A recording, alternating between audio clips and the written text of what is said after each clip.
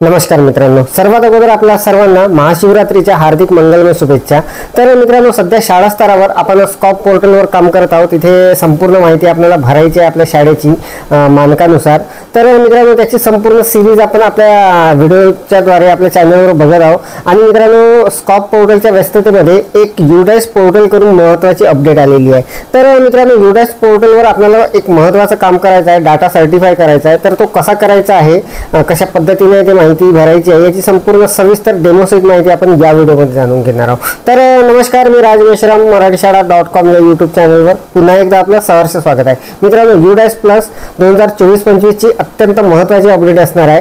Data certified tab जे आहे ते ॲक्टिव्ह झालेली आहे आणि आपल्याला आपला डाटा जो आहे तो प्रोफाइल अँड फॅसिलिटी या टॅबवरून कसा सर्टिफाय करायचा आहे याची संपूर्ण सविस्तर माहिती मोबाईलच्या सहाय्याने आपण या व्हिडिओमध्ये जाणून घेणार आहोत। अत्यंत महत्त्वाचा व्हिडिओ होणार आहे, त्यामुळे व्हिडिओला स्किप न करता पूर्ण बघा। चॅनलवर जर नवीन असाल तर चॅनलला सबस्क्राइब करायला विसरू नका आणि व्हिडिओ जर आवडला तर व्हिडिओला लाईक व शेअर करा। चला तर मग सुरू करूया।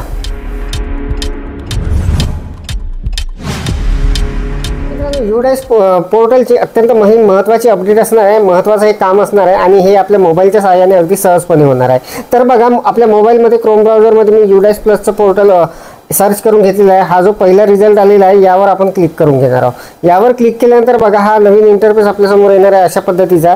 याला मी डेस्कटॉप साईट करून घेणार आहे अशा पद्धतीने। आणि इथे मित्रांनो बघा, आपण युडाइस प्लस पोर्टलवर 3 पोर्टलला काम केलेलं होतं, 3 टॅबमध्ये काम केलेलं होतं। एक होती स्टुडंट पोर्टल, एक प्रोफाइल अँड फॅसिलिटी शाळेची माहिती होती, आणि एक होतं टीचर पोर्टल। तर मित्रांनो, आपल्याला डाटा जो सर्टिफाय करायचा आहे तो शाळेच्या माहितीचा आहे, म्हणजे आपल्याला प्रोफाइल अँड फॅसिलिटी हे जी टॅब आहे तिथे आपण माहिती भरलेली होती तिथे जाऊन आपल्याला तो डाटा आपला सर्टिफाय करायचा आहे। तर त्यासाठी बघा, इथे आपण या 3 रेषेवर क्लिक केल्यानंतर इथे log in for all modules असा इंटरफेस येणार आहे। मित्रांनो बघा, select for state for log in म्हणून। तर आपल्याला इथून स्टेट अगोदर सिलेक्ट करून घ्यायचं आहे। तर इथे मी महाराष्ट्र सिलेक्ट करून घेणार आहे, त्यानंतर गो करायचं आहे। गो केल्यानंतर बघा, हे संपूर्ण अशा पद्धतीने येणार आहे आपल्यासमोर। कुठे आपल्याला जायचं आहे, कुठे लॉग इन करायचं आहे ते इथून आपल्याला पाहायचं आहे। तर बघा, इथे प्रोफाइल अँड फॅसिलिटीसाठी ही टॅब आहे, त्यानंतर टीचर मॉड्यूलसाठी ही टॅब आहे, त्यानंतर स्टुडंट मॉड्यूलसाठी ही टॅब आहे।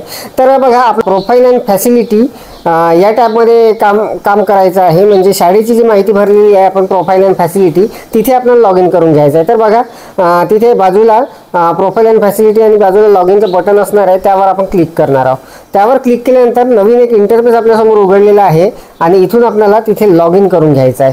तर बघा, मी माझी शाळा इथे लॉग इन करून घेणार आहे ID पासवर्ड टाकून।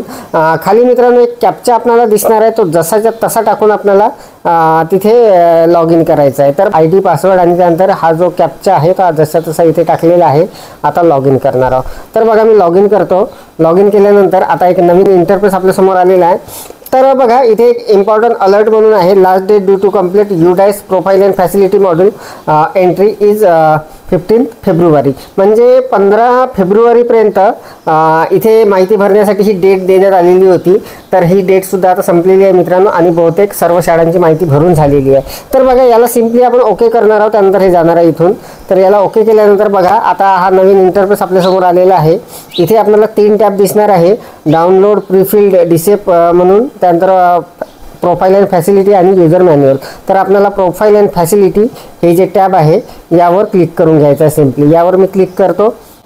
यावर क्लिक केल्यानंतर बघा, आता आपण जे काही माहिती भरलेली होती मित्रांनो, ती माहिती आपल्याला संपूर्ण दिसणार आहे। इथे बघा, ओव्हरऑल जे स्टेटस आहे ते कंप्लीट ऑल फॉर्म म्हणून आहे। संपूर्ण फॉर्म भरून झालेले आहे, त्यामुळे इथे कंप्लीट ऑल फॉर्म आहे। परंतु सर्टिफिकेशन जे स्टेटस आहे मित्रांनो बघा, हे नॉट सर्टिफाय आहे। तर मित्रांनो, सर्टिफायची टॅबच तिथे तेव्हा उपलब्ध नव्हती किंवा यायची होती, ती काही दिवसांनी येणार होती। तर त्यामुळे ती आलेली नव्हती, त्यामुळे आपण ते सर्टिफाय केलेलं नाही। परंतु आता ती जे टॅब आहे ती ॲक्टिव्ह झालेली आहे, ती आलेली आहे, आणि आता आपल्याला आपला जो डाटा आहे तो सर्टिफाय करून घ्यायचा आहे। तर ते खूप महत्त्वाचं असणार आहे मित्रांनो। तर बघा, त्यानंतर इथे सर्टिफाय स्टेटस जे आहे ते सर्टिफाईड दिसणार आहे। आता नॉट सर्टिफाय लाल रंगामध्ये आहे, त्यानंतर ते हिरव्या रंगामध्ये सर्टिफाय दिसणार आहे। तर आपण सर्टिफाय कसं करायचं अगदी सहजपणे आपल्या मोबाईलवरून होणार आहे। तर बघा, खाली आपल्याला ही जी माहिती आहे ही भरलेली दिसत आहे, या माहितीवर आपण याला स्क्रोल करायचं आहे खाली. खाली स्क्रोल केल्यानंतर संपूर्ण माहितीच्या खाली आपल्याला बघा 15 क्रमांक आहे, यामध्ये आपल्याला स्कूल सर्टिफिकेशन म्हणून आहे आणि इथे न्यू म्हणून फ्लॅश होत आहे. म्हणजे ही जी टॅब आहे ही आत्ता आलेली आहे. तर मोबाईलवरून अगदी सहजपणे होणार आहे मित्रांनो. आपल्याला हे संपूर्ण काम आपलं होणार आहे. या अगोदर आपण डिटेल स्कूल रिपोर्ट वगैरे आहे हे डाउनलोड ते कशी करायची याचा सेपरेट व्हिडिओ आपण बघितलेला आहे आणि स्कूल सर्टिफिकेशनची टॅब जी आहे ती आत्ता ॲक्टिव्ह झालेली आहे. तर बघा आता आपण आपली जी शाळा आहे, जी माहिती आपण भरलेली आहे प्रोफाईल अँड फॅसिलिटीची, ही माहिती आता आपण सर्टिफाय करणार आहोत. तर बघा त्यासाठी आपण ही जी टॅब आहे यावर सिम्पली आपल्याला क्लिक करायचं आहे. तर बघा मी याच्यावर क्लिक करतो. एक नवीन इंटरफेस आपल्यासमोर येणार आहे. यावर क्लिक केल्याबरोबर असा एक इंटरफेस आपल्यासमोर आलेला आहे बघा. तर इथे आपल्याला सर्टिफिकेशन बाय स्कूल तर अशा पद्धतीचा हा जो इंटरफेस आलेला आहे. इथे आपल्याला वर एक प्रमाणपत्र असणार आहे, याला आपल्याला टिक करून घ्यायचं आहे. इथे एक चेकबॉक्स आहे मित्रांनो, याला सिम्पली टिक करायचं आहे वाचून. तर याला टिक केल्यानंतर आपल्याला इथे रिमार्क लिहून घ्यायचा आहे. तर रिमार्क इथे काहीतरी आपल्याला लिहायला लागणार आहे. इथे बघा रिमार्क लिहिण्यासाठी कमीत कमी 20 कॅरेक्टर आणि जास्तीत जास्त 100 कॅरेक्टर. तर मित्रांनो बघा इथे आपल्याला सर्टिफिकेशन बाय स्कूल यामध्ये आपल्याला इथे चेकबॉक्स जो आहे हा टिक करून घ्यायचा आहे. खाली एक तिथे रिमार्क लिहून घ्यायचा आहे. मी ऑल इन्फॉर्मेशन आर करेक्ट असा रिमार्क लिहून घेतलेला आहे. कमीत कमी तो 20 अक्षरामध्ये असला पाहिजे. आणि त्याखाली मित्रांनो बघा आपल्याला आपलं डेट दिसणार आहे, ज्या तारखेला आपण हे सर्टिफाय करत आहोत. आणि त्यानंतर आपलं HMचं नाव वगैरे दिसणार आहे, मोबाईल क्रमांक दिसणार आहे.